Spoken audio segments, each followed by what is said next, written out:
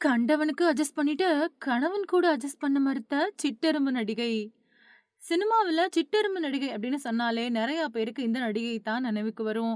அந்த அளவுக்கு சினிமாவுல இந்த பேரோட வலம் வந்துகிட்டு இருக்காங்க அந்த நடிகை. வரிசையா முன்னணி நடிகர்கள் கூட வாய்ப்புகள வாங்கி இவங்க நடிச்சுட்டு வராங்க. இந்த நிலையில திடீர்னு முக்கிய புள்ளி ஒருத்தரோட கரிசனம் இவங்க மேல பாய, இப்போ அவர் கூட உறவுல இருக்காங்க இந்த சிட்டெரும்பு நடிகை.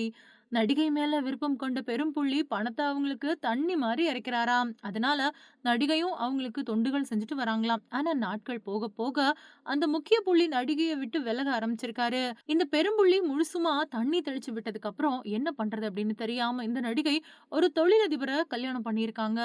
கல்யாணமான உடனேயே கணவன் கூட வெளிநாட்டுக்கு போய் செட்டில் ஆயிருக்காங்க. இவ்வளவு நாள் நடிகையா உல்லாசமா இருந்த சிற்றெரும்பு நடிகைக்கு குடும்ப தலைவி வாழ்க்கை அவ்வளவு ஈஸியா இல்ல. நடிகையா இருக்கும்போது எந்த வேலையும் செய்ய தேவையில்ல. ஷூ மாட்டி விடுறதுல இருந்து மேக்கப் போட்டு விடுறது வரைக்கும் எல்லாத்துக்குமே ஆட்கள் இருப்பாங்க. இப்ப குடும்ப வேலையெல்லாம் பார்க்க வேண்டியிருக்கே அப்படின்னு கவலையில இருக்காங்க இந்த பிரபலம். அதுக்கப்புறமா 6 மாச காலங்கள் எப்படியோ வாழ்க்கைய நகர்த்தின நடிகைக்கு அதுக்கு மேல அந்த வாழ்க்கை பிடிக்காம போயிடுச்சு. இந்த நிலையில கல்யாணம் பண்ணிக்கிட்ட தொழிலதிபர ஏமாத்த ஒரு திட்டம் ஒண்ணு தீட்டியிருக்காங்க இந்த நடிகை. அதுக்கப்புறமா ஏற்கனவே ஒரு சீரியல்ல நடிக்கிறதுக்கு அட்வான்ஸ் தொகை வாங்கியிருக்கிறதாவும், அத முடிச்சு குடுத்துட்டு வரதாவும் கணவன் கிட்ட சொல்லியிருக்காங்க. அந்த அப்பாவி கணவரும் அத நம்பி மறுபடியும் சென்னைக்கு நடிகைய அனுப்பி வச்சிருக்காரு. சென்னைக்கு வந்த வேகத்திலேயே கணவருக்கு டைவர்ஸ் நோட்டீஸ் அனுப்பியிருக்காங்க கதாநாயகி. ஒரு வழியா சென்னையில இருந்துகிட்டே விவாகரத்தும் வாங்கிட்டாங்க இந்த சிற்றெரும்பு நடிகை. இன்னமும் அந்த முக்கிய புள்ளி கூட முன்னாடி தொடர்புல இருந்தப்போ கிடைச்ச பணத்த கையில வச்சிருக்கிறதால, அத வச்சுக்கிட்டு சொகுசான வாழ்க்கைய வாழ்ந்துட்டு வராங்க நடிகை. பேங்க்ல அவங்களுக்கு மாசா மாசம் வரக்கூடிய வட்டி மட்டுமே லட்சக்கணக்குல இருக்குதாம். இப்படி முக்கிய புள்ளிக்கு சேவைகள் செஞ்சுட்டு வந்த கதாநாயகியால கணவன் கிட்ட மட்டும் சேவைகள் செய்ய முடியாம போயிடுச்சே அப்படின்னு செய்திய கேட்டவங்க நொந்துக்குறாங்க. ஒட்டுமொத்த தமிழ் மக்களுமே விரும்பி பார்க்கக்கூடிய தொலைக்காட்சி சேனல் அப்படிங்கிற முதல் இடத்த பிடிச்சிருக்கிறது விஜய் டிவி. இந்த தொலைக்காட்சி மக்கள மகிழ்விக்கக்கூடிய விதமா விதவிதமான நிகழ்ச்சிகள நடத்துறதுல பிரசித்தி பெற்றது. விஜய் தொலைக்காட்சியில பலவிதமான பொழுதுபோக்கு நிகழ்ச்சிகள் நடைபெற்றுட்டு வருது. குறிப்பா big pass, super singer, Neeya Naana, cook with கோமாளி மாதிரியான பல நிகழ்ச்சிகள் மனச கவரக்கூடிய வகையில விதவிதமான கன்டென்ட் கூட கூடிய நிகழ்ச்சி நடத்திட்டு வராங்க. இந்த நிகழ்ச்சிக்கு தமிழ்நாடு மட்டும் இல்லாம ஒட்டுமொத்த அளவுல இருக்கக்கூடிய மக்கள் பெருவாரியான ரசிகர்களா இருக்காங்க.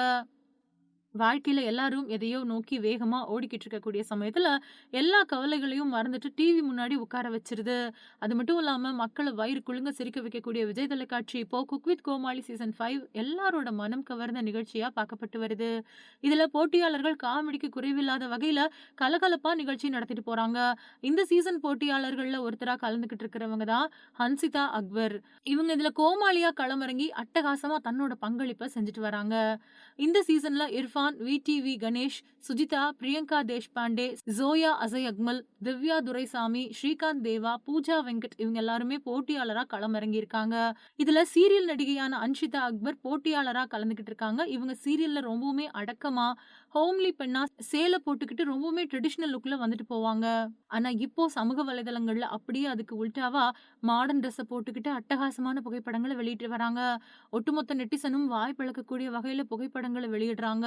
இத பார்த்த இணையவாசிகள் நெறைய பேரு சீரியல்ல குடும்ப குத்துவிளக்கா நடிச்சுட்டு, குக் வித் கோமாளில கூட இவ்வளவு கவர்ச்சி காட்டலையே அப்படின்னு விமர்சனம் பண்ணிட்டு வராங்க.